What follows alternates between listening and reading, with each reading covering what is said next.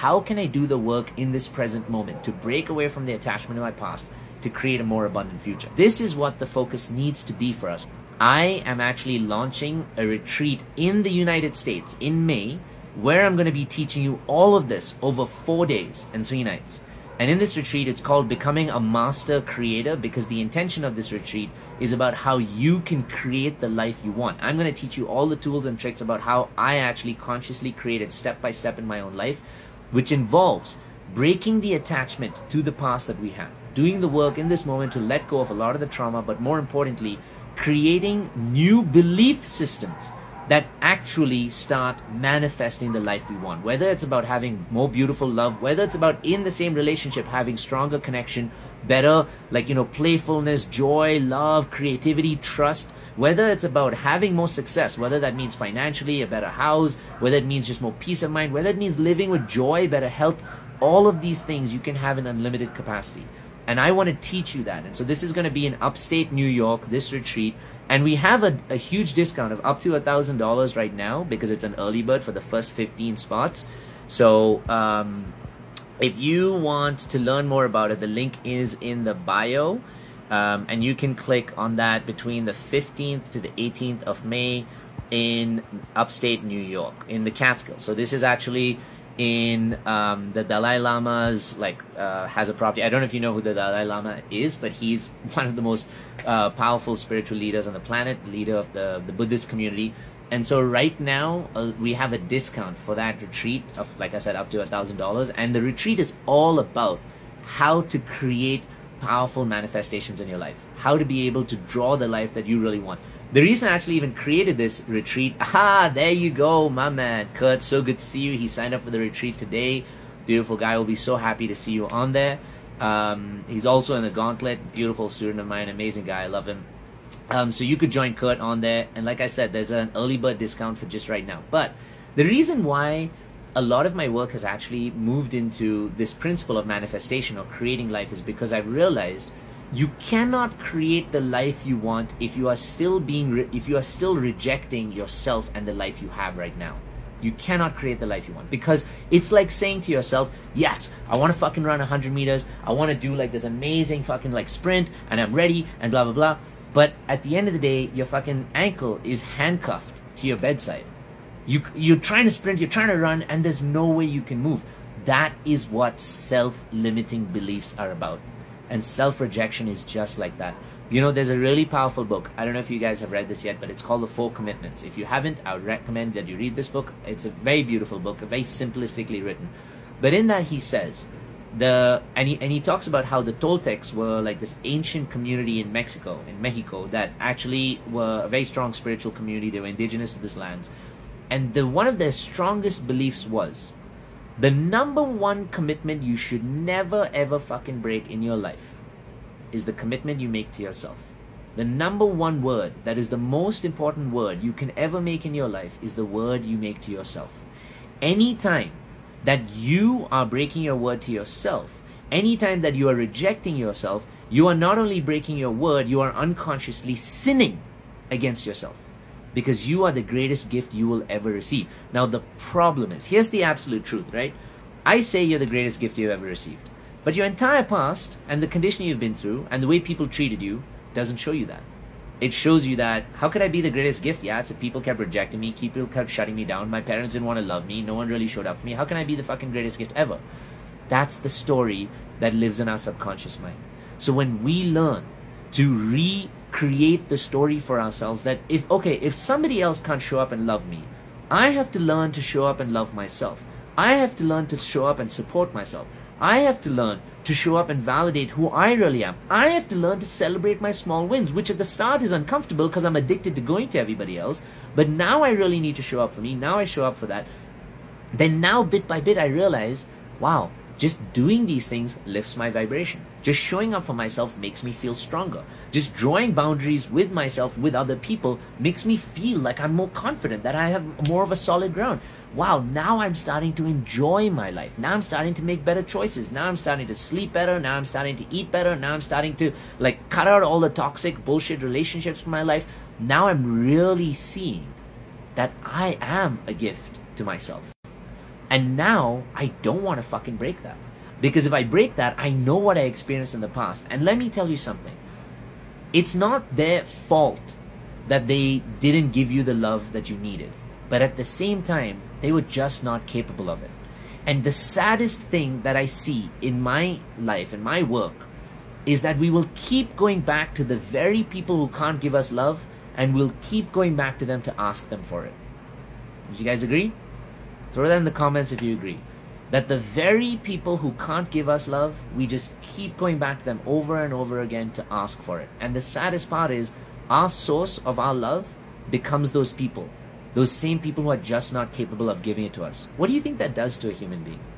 That's like saying, if I really want water, I'm going to keep going to the desert, and I'm going to keep asking the desert to give me water. And every time I go there and the desert says I can't get water, I'm going to be fucking dehydrated, I'm going to be sad, I'm going to feel rejected that I keep going to the same place, I'm not getting it. But the only thing that can change, the only way I can hydrate myself, feel better, is by me finding a source that actually fucking works. And what's the best source that can give me water and give me love myself? Me. You know, another really powerful point that a lot of people don't realize is there's one person with you your whole life from the day you were born and until the day that you die. Would you say that the truest kind of love would be someone who never ever leaves your side? Yes, right? We'd say that. The truest kind of love is someone who never leaves your side in good times and in bad times, everything else. Now, who's the one person who's always with you every single day of your life, from the day you were born till you take your last breath? It's you. So the truest source of your companionship, of your love, of your support can actually even be you. It's just that no one ever trained you on how to be that. No one ever made you feel like you could be that level of love. No one ever told you and supported you to make you feel like you could be the source of your beautiful love. In fact, the difficult thing, and here's something also that's really sad about generational trauma and parental conditioning, is that they are so used to the trauma that if you do something that's different, it freaks them out. Because remember what I told you, the brain hates change. So if you're trying to change and do something different, it'll make them feel traumatized. So what do they do to their own children? Unconsciously, they'll repeat the trauma because that's what they know, that's what's familiar. And then the child will just keep learning it. You want to know a really good example of this? Oprah, everybody knows fucking Oprah Winfrey, right? So Oprah, I'm gonna take a quick sip of my water here. Oprah never knew why she was really scared of dogs. Because, you know, now she has dogs, but in her growing up, she was really scared of dogs.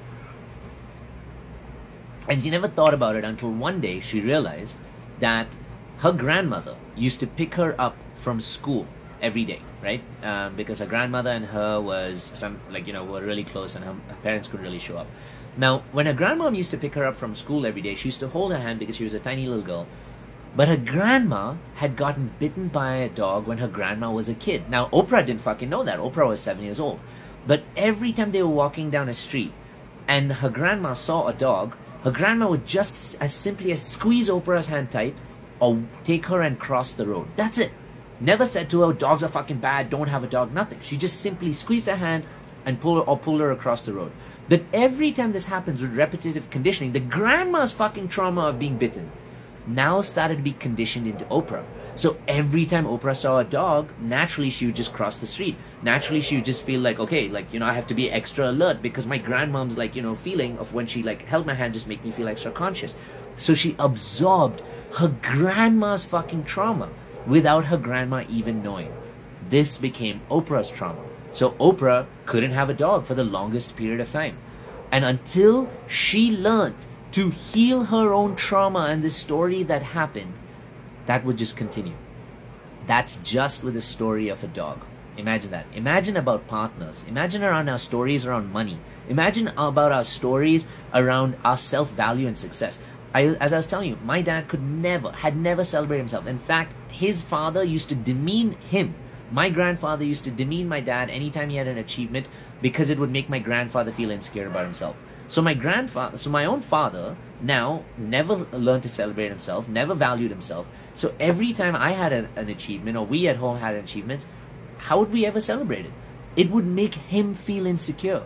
If we celebrated our own selves, it would make him feel uncomfortable and be like, what's this noise? Like, shut this down, or like, you know, close this off. There's no need for this. And then we learn bit by bit, yeah, you know what, dad's uncomfortable and I love dad, I want his love and approval, so maybe I should just be quiet, maybe I should not take space, maybe I should just shut down my own love and my own value. That's how we inherit this trauma. But believe it or not, this trauma, this story is what now rejects our own success. It's what we pass on to our children, it's what we pass on to our partner and anybody else.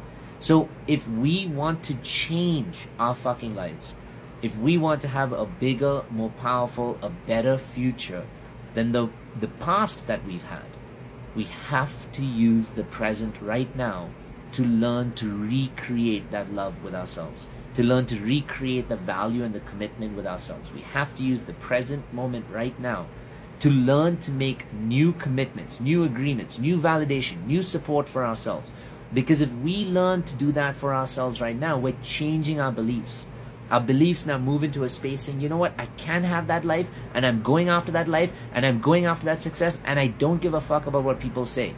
I don't give a fuck about how many people it may feel threatened by my success. I don't give a fuck about how many people may get envious about my relationship when it's on Instagram. I don't give a fuck about the comments my mom or my parents are going to make saying, take that down, don't be so obvious, don't do this, because I am the person who deserves to be celebrated. I am the person who deserves to be loved. I am the person who deserves to be out there and shining up bright. And that is not easy. But if we commit to ourselves, if we learn to heal those traumas, if we let go of the past and recreate and make new beliefs, if we learn the powers that exist within us to attract and manifest and do what I call consciously create. If you can become a conscious creator in your life, what does it mean to be a conscious creator? It means that every step when you're taking an action in your life, you refuse to be stuck to that past pattern and that past addiction of the way you had to show up for different people, the things you learned. And instead, you're consciously telling yourself, what do I desire in this moment? What is the best outcome for me and myself in this moment? How do I best need to show up? You're consciously making decisions for yourself each step of the way. Then you're consciously also unwinding the trauma. And that is what I want to teach you all in my beautiful new retreat, which is between the 15th and the 18th of May in upstate New York. Very accessible to you guys. You don't need a passport. I know a lot of my other retreats have been around the world. It's been challenging for some people to get to. This, you don't even need a passport. But there are only 15 spots that are on the discount. Like I said, you can get up to $1,000 of a discount on the early bird.